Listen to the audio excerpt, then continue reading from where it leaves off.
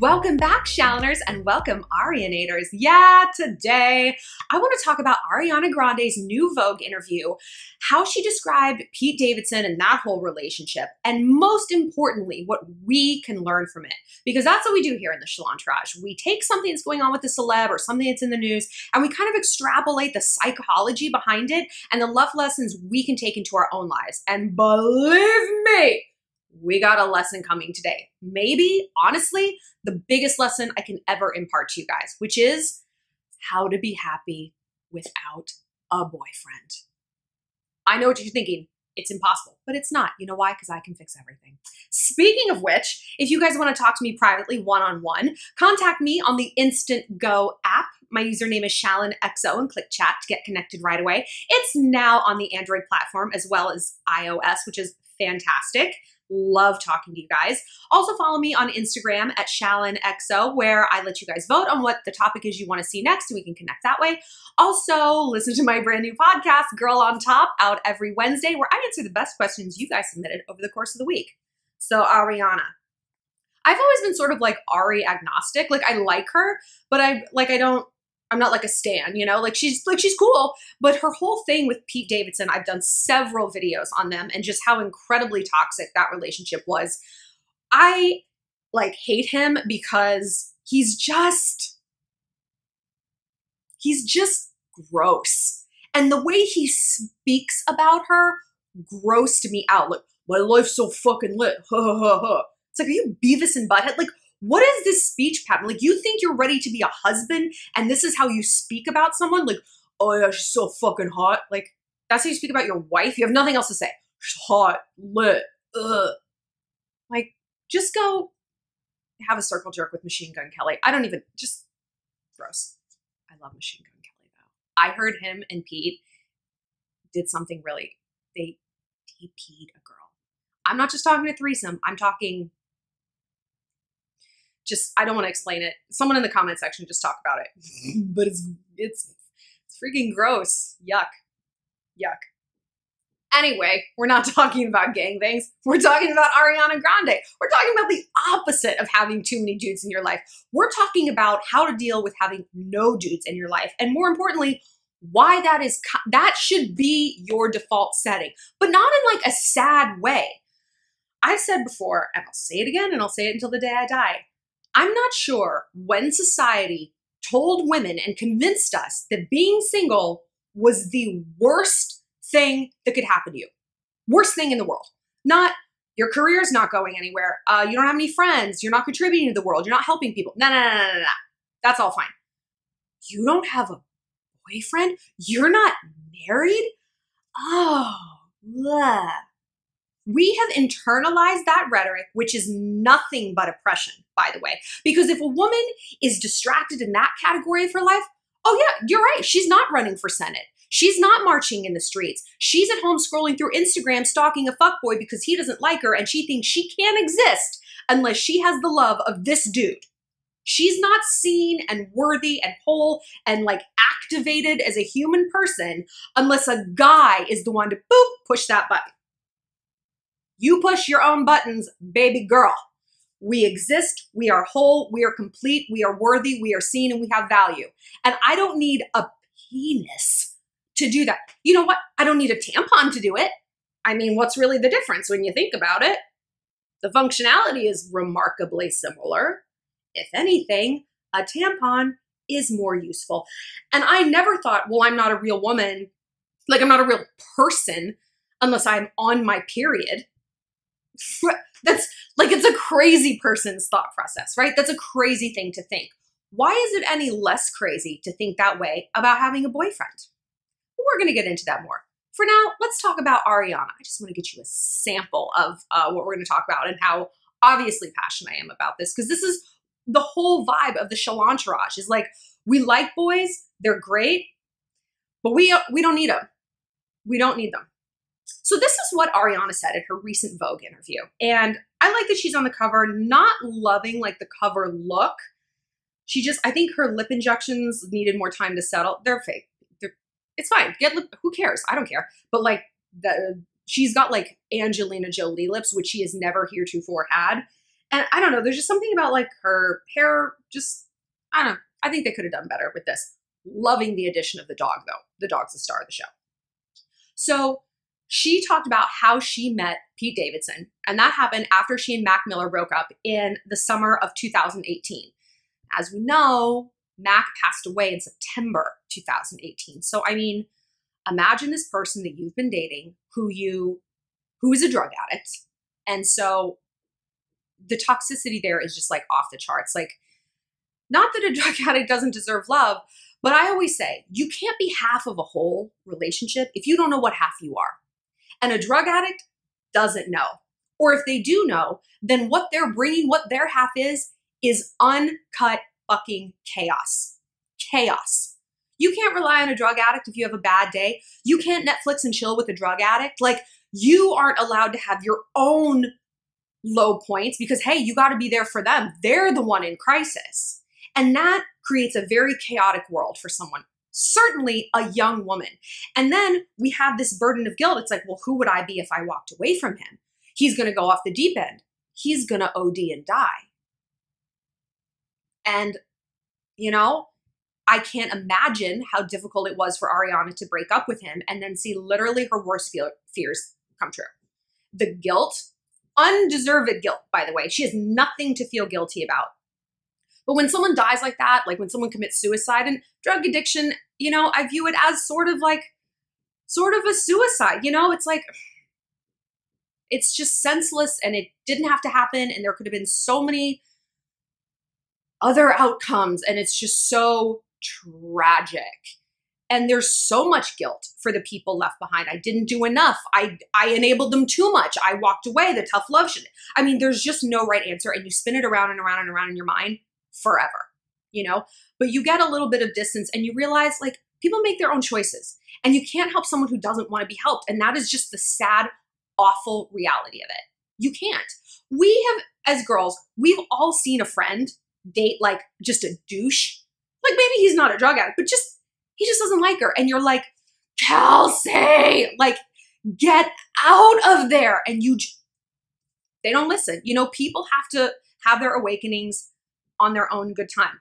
Given what I do for a living, this channel, giving advice to you guys both on here and then one-on-one on the app, like, I live this every day. Sometimes I just want to reach to the phone, grab you by the ears and be like, just obey me. Your life is going to be so much better. I promise.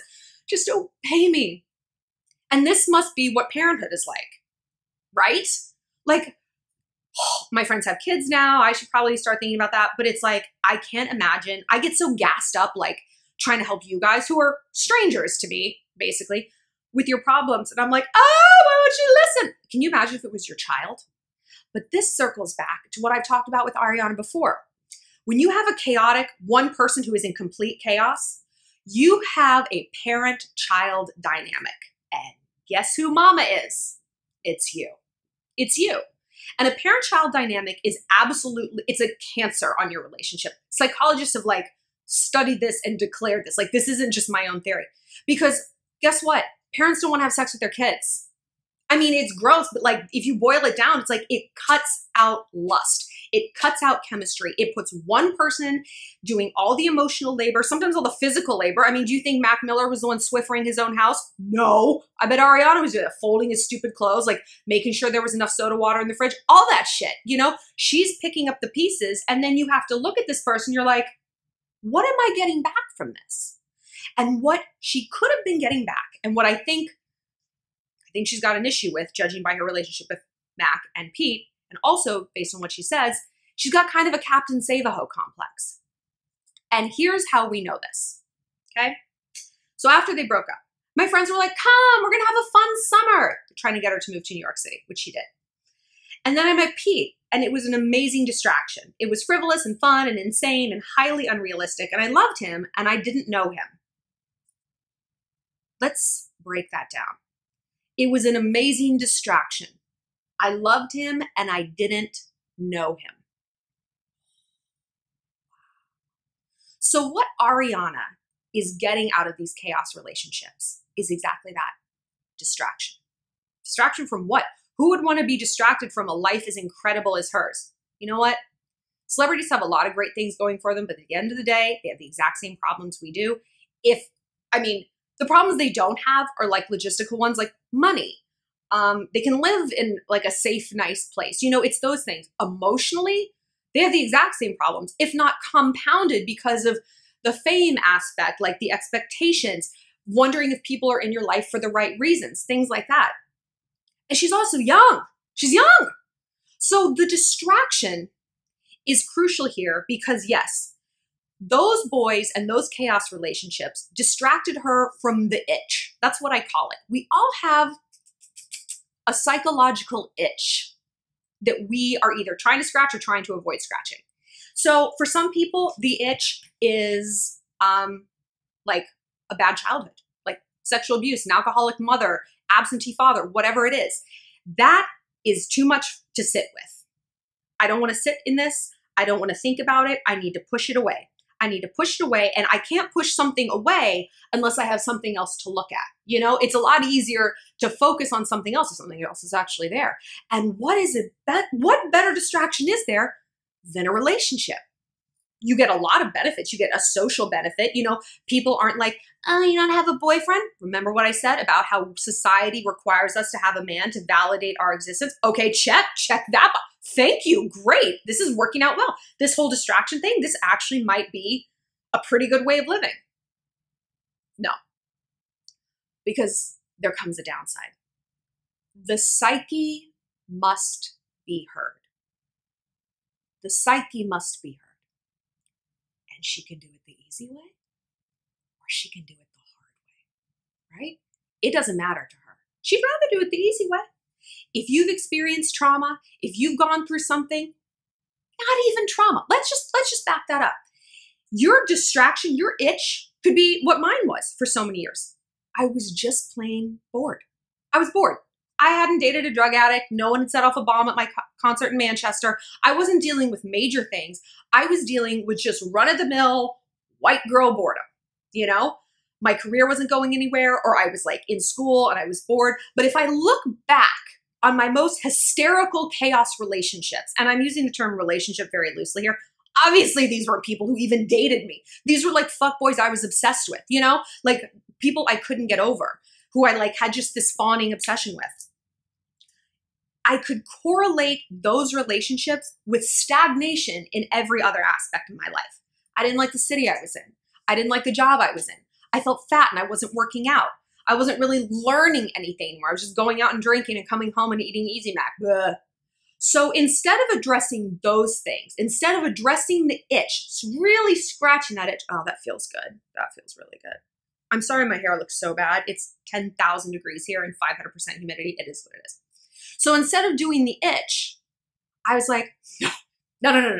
Let's shift over here. Because that seemed like this huge mountain to climb. Like, how could I ever really take a look at my career and figure out where I want to go and acknowledge that, hey, I don't want to be in marketing. I want to be a writer. I want to write books. I want to write for a magazine. I want to be a YouTuber. That seems really scary. But chaos I could manage, a mountain I could climb, was a boy. That made sense to me. Okay, I know how this trajectory is going to go. I can predict it. And so there was predictability in that chaos. In this other chaos that really needed to be sorted out, no, I had no idea. What if I quit my job and I moved to New York City to write a book and I wash out? Like, what am I going to do? I'm going to end up homeless. I'm going to end up in the East River. No. But if this doesn't work out with this guy, I know exactly what to do. I put on the playlist. I get the ice cream. I subtweet on Instagram. I know what to do, So that was manageable to me. It was just enough that I could figure it out. Same with Ariana. Pete was manageable chaos to her because the itch, the unmanageable, was the death of someone she loved, was the Manchester bombing, was just the trauma of fame. And I mean, probably a million other things. Also probably just being a young woman and being like, I'm bored. I don't want to sit with my feelings. So how do we do that? How do we address the big itch and not get caught up in the Pete Davidsons? Because listen, even if it isn't a Pete Davidson, girl, it's something. Everybody's got a vice. Maybe it's a guy, maybe it's alcohol, drooling all the time. Stop drooling. It's so gross. And we don't know what it does to your body, okay? Nobody knows. Maybe it's shopping, gambling, like posting a bunch of weird pictures on social media. You know, it's something. We all have a thing to take us away from the itch. And that's what we have to look at. And when we find ourselves doing the thing, the distraction thing, this is how we figure out, first of all, what that itch even is, because that can be a big question too. It's like, well, I don't know what I'm running from. I don't know. Just the entirety of my life, the chaos and horror of being a human being. Like, I don't know. So when you find out, or when you feel yourself doing this itch, or I'm sorry, the distraction, look at what's going on in the rest of your life and literally write it down if you have to. If your thing isn't a guy, or let's say it is, if you find yourself, like, when do you start to spiral? Is it late at night? Is it when you're in school? Is it after you just had a really irritating phone call with your mom and suddenly you're on Instagram scrolling on his profile? Correlate these things, write them down. It's like we do when we're trying to lose weight and we keep a food diary. It's like, oh yeah, I reach for the Snickers after that stupid 11 a.m. meeting that I hate at work because I'm stressed out and I'm anxious and I want to pacify myself. There's correlations there. We just have to look for them, because what? You can't change what you don't acknowledge. Ugh, the facts. So Ariana has finally hit this point, you know, where she's like, I'm done with the distractions. It's time to look at the itch. It's time to climb that mountain. And one thing we think about the itch is that when we start to scratch it, we're never going to stop. We're going to scratch right through to bone. We're going to bore through our head and we're going to die. Like, we think of sadness or a problem as being bottomless. Bottomless. And it's not. Like, that's not your psyche. That's the demon. I call it, like, that's the demon of anxiety. And that's fear that's trying to hold you back and keep you from reaching new levels, reaching new consciousness, and really untangling the knots that need to be untangled so that you can go ahead and have healthy relationships. You don't have to go with the distractions just because he's got big dick energy, which, by the way, he might have a big dick. I don't see big dick energy there. You know what I mean? Like, Barack has big dick energy. Like, Governor Cuomo has big dick energy. He sucks, but he's got it, you know? Anyway, we're not talking about dicks. So once you untangle that, you can have the healthy relationship. And don't let fear tell you that if you go into that trauma, if you go into that sad place, you're never going to come out. I say this all the time. It's like pulling out a splinter. You know, where there's that point where you're like, I can tell it's getting infected. I could just get the tweezers out and I could dig it out, but I'm afraid and it's going to hurt. And what if it hurts forever? But you know consciously that it's not going to. You're not going to get gangrene and have to have your arm lopped off. This isn't the Civil War. But you do know that if you leave that splinter in there, it's going to fester, it's going to get infected, it's going to take forever. That's the psyche. The hard way or the easy way. The easy way, pulling it out. Not a totally pain-free way, but it's better than the hard way, which leave it and have it start shouting at you for attention. Because Pete Davidson was Ariana's psyche shouting at her. You know, their breakup was her psyche screaming, you need to be alone for a little while. Because one thing I realized, and I was so guilty, you know, of this, it's like, I didn't realize that you have to be comfortable being alone, even if you do have a boyfriend. Boys are not going to save us from ourselves. God, I wish they could. I wish something could. I wish alcohol could. I wish drugs could. I wish shopping could, you know? It just can't, though. And that's what's so sucky, because everyone who's addicted to those kind of things, they reach the point Ariana has where the drugs don't work. The Pete Davidson doesn't work. The distraction wears off. The alcohol, it doesn't work anymore. And then you're like, now not only do I have to deal with the itch, I've created a whole new problem here.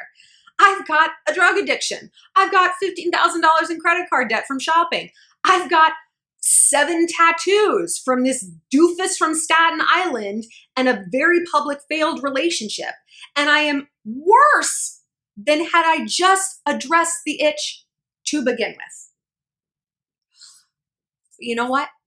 Don't beat yourself up. This is life. We all have done it. We all have done it, and we probably will keep on doing it. But every time that happens, every time you have the Pete Davidson situation, you owe it to yourself to pause and be like, what have I learned? next time I go forward, I'm going to be more cognizant that like, oh, this is just a Pete Davidson distraction hologram, whatever form it might take. The shopping, the gambling, the whatever, the Instagramming, you know, the constant comparison to other people, whatever it might be. You're like, this is not the itch. It's over here. And I got to sit with myself. Because like I said, you can't be half of whole if you don't know what half you are. And even if actual awesome guys come into your life and he's like, I want to wife you up. If you aren't right with who you are, you're going to squander that relationship. It's not going to be fulfilling to you because you know what? If you can't be alone with your thoughts and your psyche, it's not going to help if there's somebody next to you on the couch. It's not. It's going to feel worse because you're going to feel alone, but not lonely. You know what I mean? And we all know that feeling. You can be at a party and you're like, I'm surrounded by people and I feel completely alone, you know? And it's awful to feel like that in a relationship. And might not be his fault, you know? Like he can't save you from yourself. Only you can do that work because the loudness of your psyche is only for you. It's only audible to you. He can't hear it and he's not supposed to hear it. No one is supposed to hear it but you and your therapist. Therapy is so helpful. If these videos were about like spinal injuries or teeth, you wouldn't think it was weird to be like, you should probably go to the dentist, maybe try a chiropractor, right? There's someone out there, many people who are trained to deal with this exact issue. Why don't we try to do it on our own? No one's like, so open your mouth, get the needle out. Like we're not doing this ourselves. You can have help untangling things that are going on in your head and your heart, and you should. There's no shame in it. It's like seeing a dentist. The only people who would make you feel ashamed about that are people who are trying to like la through their own psyche. And you know what? That's their funeral. It's not yours. You don't have to live in that sort of small, sad box. Let them date the Pete Davidsons. Let them have 7 bad tattoos for a douche. Let them think they're getting big dick energy and getting shrimp gang. I want to know your guys' thoughts on this. I could do a billion more videos on how to be happy without a guy because it is our life's work as women to be comfortable with ourselves. It's everyone's life's work as a human being to be right with themselves, you know, because at the end of the day and at the end of your life, it's just you, baby girl. You got to really like where you're at. This is your real estate. You got to like living there. And it's work. And it's not something that just happens once and you go to therapy once and it's like this wave that washes over. You're like, I'm fixed. In that sense, it isn't like dentistry. It isn't like the chiropractor cracking your back. It takes a while. It's the journey. It's the marathon and not the sprint. But when you get on the path to doing that, to liking yourself, to setting goals and pursuing them, it's like the journey is the whole point. The journey is the destination. It's fun. It's like, I like myself. I like being alone with myself. I like hanging out with myself and taking myself to the movies alone because I can be with myself. I am my own best friend because I've done that work and I continue to do that work. You can do it too. If I can do it, you can do it. If you guys want to talk about this privately or if this is pinging some thoughts and resonating, like I said, find me on the Instant Go app. My username is ShallonXO and click chat to get connected. And follow me on Instagram at ShallonXO and listen to my brand new podcast, Girl on Top, out every Wednesday.